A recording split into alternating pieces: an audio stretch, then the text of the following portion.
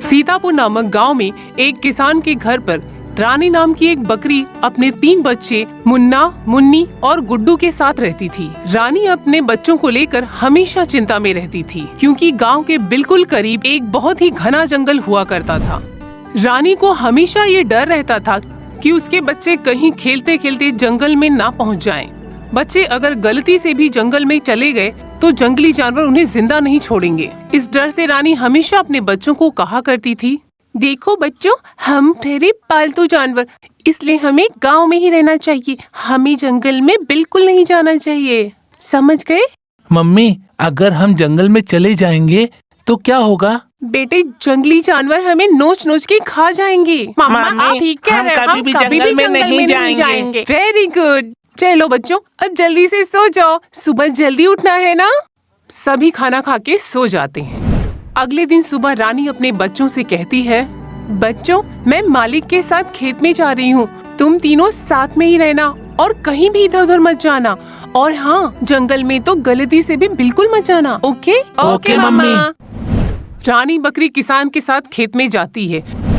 तब तीनों बच्चे आपस में बात करते हैं, आओ चलो बाहर खेलने चलते हैं।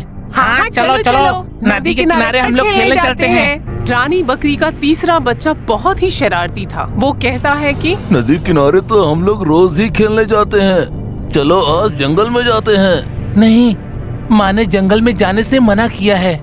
फट्टू कहीं का, ऐसा बोलना कि जंगल में जाने से डर लगता है।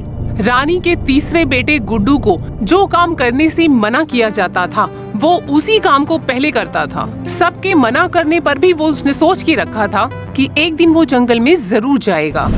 शाम को जब रानी घर वापस आती है तब मुन्नी अपनी माँ से कहती है, मम्मा, आपने जंगल में जाने के लिए मना किया था, फिर भी गुड्डू भैया जाने की जिद कर रहा था। गुड्डू, मैंने तुझे मना किया था ना, फिर क्यों जंगल में जाने की जिद किया? तुझे डर नहीं लगता क्या? सॉरी मम्मी, अब मैं जंगल में नहीं जाऊंगा। अगले दिन बकरी के तीनों बच्चे नदी के किनारे खेल रहे होते हैं। तभी 2 किसान आपस में बात कर रहे होते हैं। उस वक्त गुड्डू की नजर उन दोनों किसानों पर पड़ती है। क्या बात है रामलाल, इतनी हरी हरी घास कहाँ से लेकर आए हो भाई? अरे भाई, इतनी ताजा ताजा और हरी हरी घास जंगल के अलावा और कहाँ मिल सकती है भाई? जंगल से ही ला रहा हूँ। अब से मैं भी अपने पालतू जानवर के लिए जंगल से ही घास लाऊंगा। ऐसी घास खाकर मेरे जानवर तो हमेशा तंदुरुस्त और चुस्त रहेंगे भाई। दोनों किसानों की बात सुनकर गुड्डू मन ही मन सोचने लगा, मैं भी तंदुरुस्त और चुस्त रहना चाहता हूँ, इसलिए मैं भी ताजा ताजा और हरी हरी घास खाने के लिए जंगल के अंदर जाऊंगा। मम्मी के मना करने के बावजूद भी गुड्डू हरी घास की लालच में जंगल में पहुंच जाता है। हरी हरी घास खाने लगता है। अरे वाह, ताजा ताजा घास खाने का मजा ही कुछ और होता है। उधर मुन्ना और मुन्नी घर पहुंचकर अपनी माँ से कहते हैं, मम्मी, गुड्डू भैया कहीं चले गए हैं। हाँ मम्मा, हम नदी किनारे खेल रहे थे, तब उसी समय वो पता नहीं वहाँ से कहाँ चला गया। मुझे पता है कि वो कहाँ गया, वो जरूर जंगल में ही गया होगा। जंगल में गुड्डू ताजा घास खाने का मजा ले ही रहा होता है कि तभी शिकार की तलाश में भूखे भेड़ियों का झुंड वहाँ पर आकर गुड्डू को घेर लेता है। अब बकरी के बच्चे, तो घास खाकर क्या करेगा? हाँ, क्योंकि अब हम तुझे खाने वाले हैं। भेड़ियों को देखकर बकरी का बच्चा डर जाता है। ठीक उसी वक्त रानी बकरी आ जाती है। रुक जाओ! अरे भाई, बच्चे को खाने से तुम सबका पेट नहीं भरेगा। एक काम करो, साथ में मुझे भी खा लो, अगर हिम्मत है तो। मौत के मुंह में तुझे मुस्कुराते हुए देखकर अच्छा लगा बकरी, पर तूने क्या बोला कि हिम्मत है तो मुझे भी खा लो। अरे भाई, सुना तुमने? ये बकरी कह रही है कि मुझे भी खा लो, अगर हिम्मत है तो। क्यों बे बकरी, तुझे हमसे डर नहीं लगता? अगर तुमसे डर लगता तो बच्ची को अकेले छोड़कर यहाँ कभी जाती ही नहीं। तेरी हिम्मत की दाद देता हूँ बकरी, कि मौत के मुंह में तू मुस्कुरा रही है और तुझे डर भी नहीं लगता। बता, इसकी क्या वजह है? दरअसल हमारा मन्नत तय है, तुम मारो या शेर खान, हमें क्या फर्क पड़ता है, इस वजह से मैं डरी ही नहीं। तुम मारो या शेर खान, इसका क्या मतलब है? मतलब ये कि हम दोनों शेर खान का शिकार हैं। अगर तुम चाहो तो तुम खा लो हमें। क्या तुम शेर खान का शिकार हो? हाँ, तब तो हम तुम्हारा शिकार कैसे कर सकते हैं? अरे भाई, हमें शेर खान के हाथों से मरना थोड़ी है। चलो भाई, चलो यहाँ से।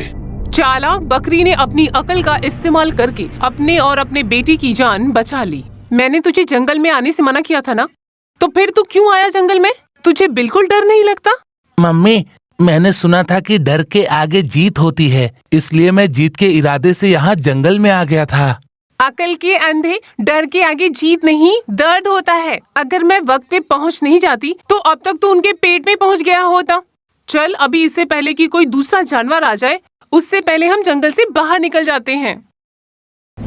दोनों जंगल से गांव की ओर जा रहे होते हैं, तभी अचानक से सामने दो चीते आ जाते हैं। अरे वाह, भगवान से आज कुछ और मांगा होता तो शायद वो भी मिल जाता। अच्छा, ऐसा क्यों? अरे भाई, रोज हिरन खा के मैं तंग आ गया हूँ, तो आज मैं सोच रहा था कि कोई पालतू जानवर आ जाए तो बड़ा मजा आ जाए। और देखो, पालतू जानवर आ भी गया। हुआ ना चमत्कार? हाँ, तुम्हारी वजह से आज मुझे भी पालतू जानवर खाने को मिलेगा। एक काम कर, माँ को तू मार दे और बच्चे को मैं मार के खा जाता हूँ, ठीक है ना?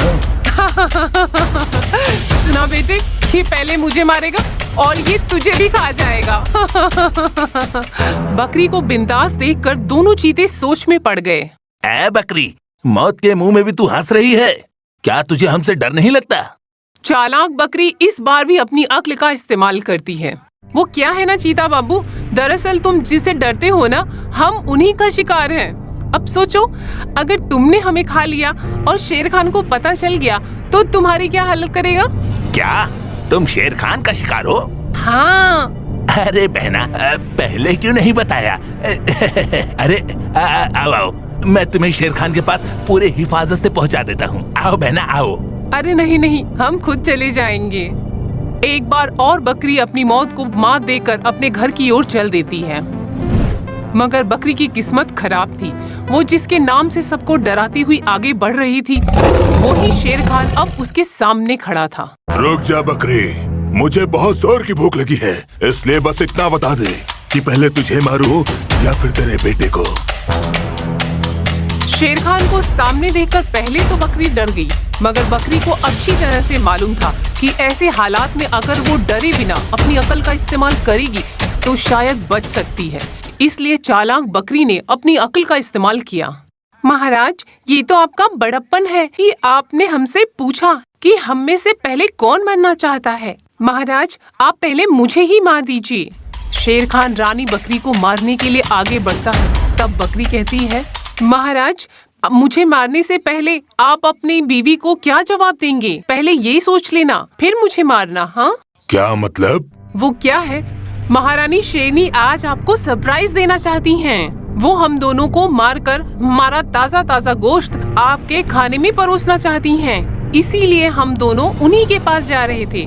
क्या मेरी शेरनी मुझे सरप्राइज देना चाहती है? भला अब मैं तुम्हें कैसे मार सकता हूँ? जाओ जाओ, मैं शेरनी से पंगा नहीं लेना चाहता। ठीक है महाराज, जैसी आपकी आज्ञा। चल बेटे। मम्मी, आप जीनियस हो। अब मुझे पता चला कि हालात कितने भी क्यों ना खराब हों, डर को काबू में रखकर दिमाग का इस्तेमाल करने से जीत हासिल हो सकती है। दोनों बातें करते करते जा ही रहे होते हैं कि तब अचानक सामने से शेरनी आ जाती है। अबे ओ पालतू प्राणियों, हमारे इलाके में कहाँ टहलने निकले हो? शेरनी को देखकर भी रानी बकरी ने डर को अपने चेहरे पर नहीं आने दिया और बड़ी चतुराई से बोली, हम टहलने नहीं, इस जंगल के राजा शेर खान के पास जा रहे हैं। क्या आप मुझे बता सकती हो कि इस वक्त शेर खान कहाँ मिलेंगे? हाँ, मगर पहले ये बताओ कि तुम शेर खान के पास क्यों जा रहे हो? जी वो हमारी निजी बात है, मैं तुम्हें क्यों बताऊं? अबे बुड़बक, तुझे शेर खान का पता चाहिए तो बता, वरना कोई बात नहीं। फिर बकरी ने बड़ी चतुराई से शेरनी को कहा, असल बात ये है कि शेर खान अपनी पत्नी को सरप्राइज देना चाहते हैं, इसी वास्ते हम दोनों शेर खान के पास जा रहे हैं। सरप्राइज? और वो सरप्राइज क्या है, जरा ये भी तो बताओ। वो सरप्राइज क्या है, ये सुनने से पहले मेरी एक बात सुन लो। अगर तुम हमको खा जाओगे तो शेर खान अपनी शेरनी को कभी भी सरप्राइज नहीं दे पाएगा। ऐसा क्यों? क्योंकि शेर खान हमें मारकर हमारा ताज़ा ताज़ा गोश्त अपनी शेरनी को गिफ्ट देना चाहता है। ये सुनकर शेरनी मन ही मन सोचती है, शेर खान मुझसे कितना प्यार करते हैं, वो मुझे ये 2 बकरियां सरप्राइज में देना चाहते हैं, इसलिए मैं उनका दिल नहीं तोड़ूंगी। मैं इन दोनों बकरियों को नहीं मारूंगी। इनका तोहफा मैं शेर खान के हाथों से ही लूंगी। फिर शेरनी बोली, देखो, मैं ही शेर खान की महारानी हूँ। मैं तुम्हें मारकर अपने शेर खान का दिल नहीं तोड़ूंगी, और वैसे भी शेर खान तुम्हें मारकर मुझे ही गिफ्ट देने वाला है, तो क्यों ना तुम्हारी सरप्राइज गिफ्ट मैं शेर खान के हाथों से ही लूं। तुम जा सकते हो, शेर खान तुम्हें यहीं कहीं आगे मिल जाएंगे। बकरी बड़ी चालाकी से अपने बच्चे की जान बचाकर जंगल से बाहर आ जाती है। गुड्डू ने भी अभी कसम खा ली है कि वो अब कभी भी जंगल में नहीं जाएगा। अब रानी बकरी और उसका परिवार खुशी से जीवन बसर करते हैं।